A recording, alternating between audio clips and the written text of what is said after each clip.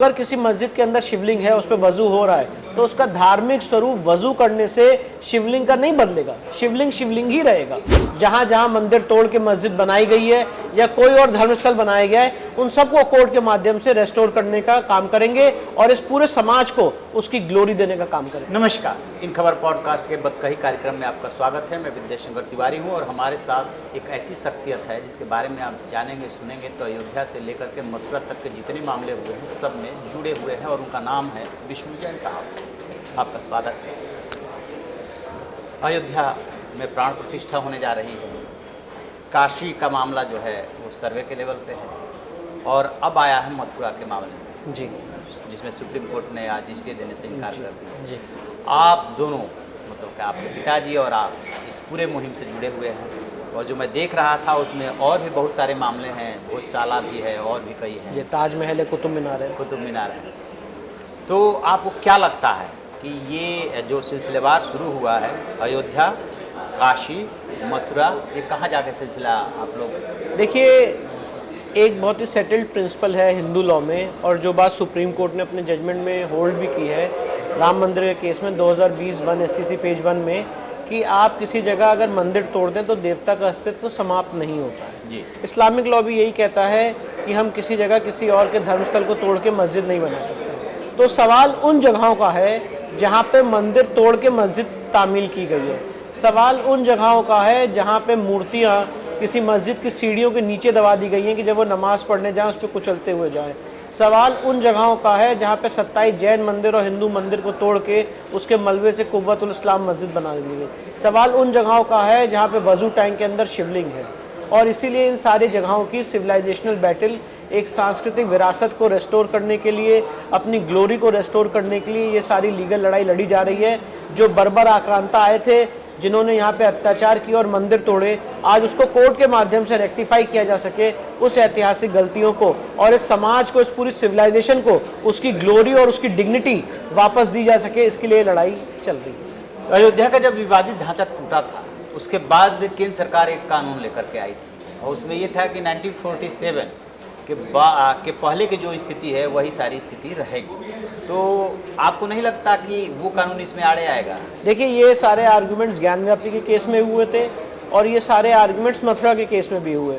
मैं आपको बताना चाहता हूँ, इसमें 2 जुडिशियल वर्डिक्ट्स आ चुके हैं जो प्रेसिडेंट होल्ड करते हैं, होल्ड द फील्ड। वो है ज्ञान व्याप्ति के केस में 12 सितंबर 2022 का डिस्ट्रिक्ट कोर्ट वाराणसी का ऑर्डर, और इलाहाबाद हाईकोर्ट का 31 मई 2023 का इलाहाबाद हाईकोर्ट का ऑर्डर, जिसमें उन्होंने होल्ड किया कि प्लेसेस ऑफ वर्शिप एक्ट धार्मिक स्वरूप तय करने से किसी को नहीं रोकता है। और जब ये मामला सुप्रीम कोर्ट में भी आया था तो सुप्रीम कोर्ट ने डिस्कशन के दौरान ये कमेंट किया था कि धार्मिक स्वरूप तय करने की आज़ादी प्लेसेस ऑफ वर्शिप एक्ट देता है।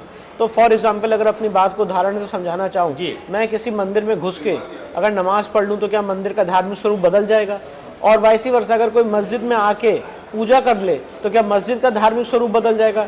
एक ही जवाब हो सकता है, नहीं बदल सकता। तो अगर किसी मस्जिद के अंदर शिवलिंग है, उस पर वजू हो रहा है, तो उसका धार्मिक स्वरूप वजू करने से शिवलिंग का नहीं बदलेगा। शिवलिंग शिवलिंग ही रहेगा।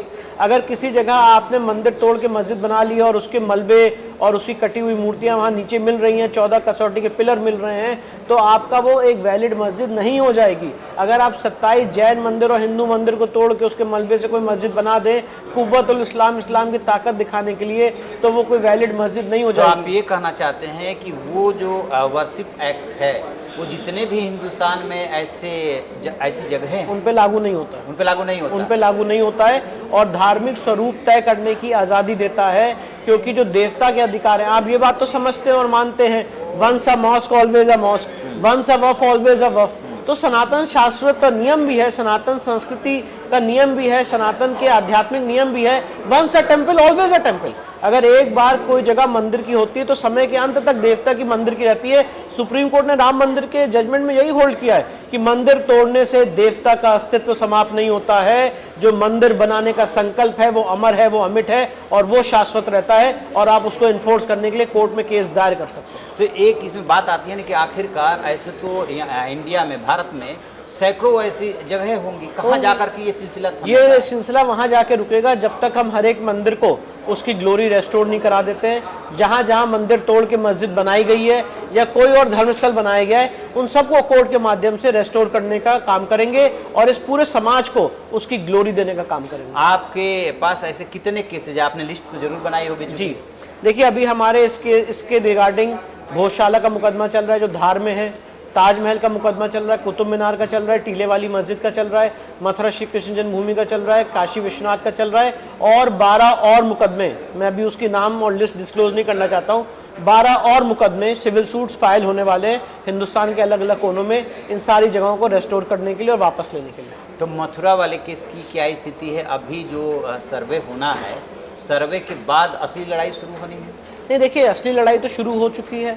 इलाहाबाद हाईकोर्ट ने इस मामले की गंभीरता को समझते हुए पूरा मामला अपने पास ओरिजिनल ट्रायल के लिए मंगाया और इलाहाबाद हाईकोर्ट के सामने हमने मांग की कि यहाँ पे एडवोकेट कमीशन द्वारा सर्वे कराया जाए।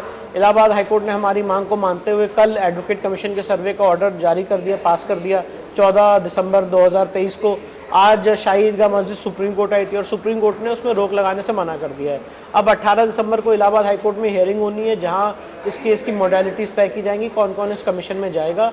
तो मुझे लगता है ये सारे गंभीर मसले हैं और इसका ओरिजिनल ट्रायल इलाहाबाद हाईकोर्ट कर रही है। ज्ञान व्यापी का जो ट्रायल है उसमें एएसआई का सर्वे हो चुका है, 18 दिसंबर को एएसआई को अपनी रिपोर्ट सबमिट करनी है।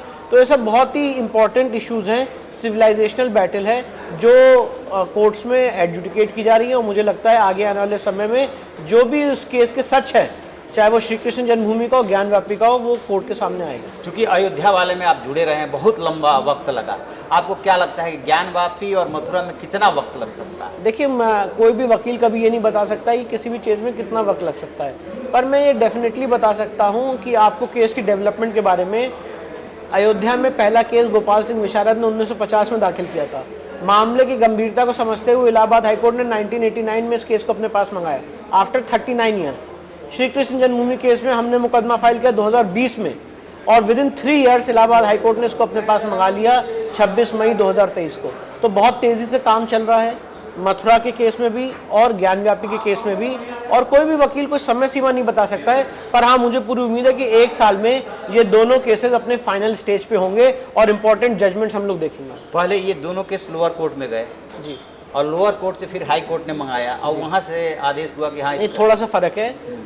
ज्ञान व्यापी का केस इस समय उसका original trial district court Varanasi में हो रहा है और मथुरा श्री कृष्ण जन्मभूमि के केस में उसका ओरिजिनल ट्रायल इलाहाबाद हाईकोर्ट कर रही है। अच्छा, मतलब इसका निचली अदालत में आप कोई केस नहीं, सीधे हाई कोर्ट में चल रहा है। तो वहाँ जो ये रिपोर्ट आएगी और रिपोर्ट कुछ सब हाई कोर्ट में दाखिल होगी श्री कृष्ण जन्मभूमि केस में। हाँ। और ज्ञान व्यापी के केस में जो एएसआई की रिपोर्ट है वो वाराणसी के सिविल कोर्ट में दाखिल होगी। तो इसमें टाइम फ्रेम भी है कि इतने दिन में आपको देना है रिपोर्ट? 18 दिसंबर को लिए कहा गया है टाइम फ्रेम कि 18 दिसंबर को एएसआई अपनी रिपोर्ट सबमिट करे और मुझे पूरी उम्मीद है आर्कियोलॉजिकल सर्वे ऑफ इंडिया अपनी रिपोर्ट 18 दिसंबर को सबमिट करेगी। तो उसके बाद हाई कोर्ट ये डिसाइड करेगा कि अब इस केस में आगे क्या करना है? जी बिल्कुल, श्री कृष्ण जन्मभूमि के केस में हाई कोर्ट डिसाइड करेगा और ज्ञान व्यापी के केस में डिस्ट्रिक्ट कोर्ट डिसाइड। जैसा कि हम सब लोगों को पता है कि वहाँ पे है और यदि ये प्रूफ के साथ रिपोर्ट जाती है तो फिर क्या नियमित सुनवाई उसमें शुरू हो जाएगी? बिल्कुल, उसके बाद उसमें इश्यूज फ्रेम होंगे, एविडेंस लीड की जाएगी और केस में फाइनल जजमेंट आएगा। ज़्यादा लंबी प्रक्रिया नहीं है, पर हमें पूरी उम्मीद है, जैसे कि मैंने आपको बताया, आउटर लिमिट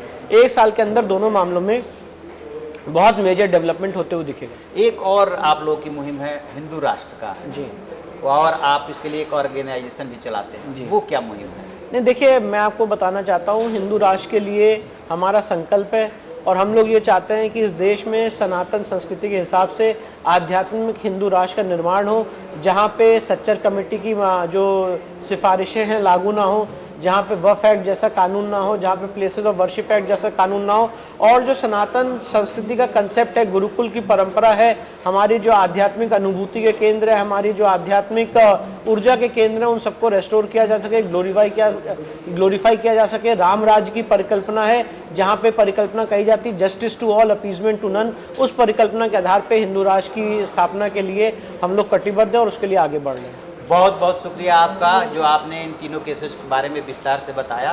थैंक यू।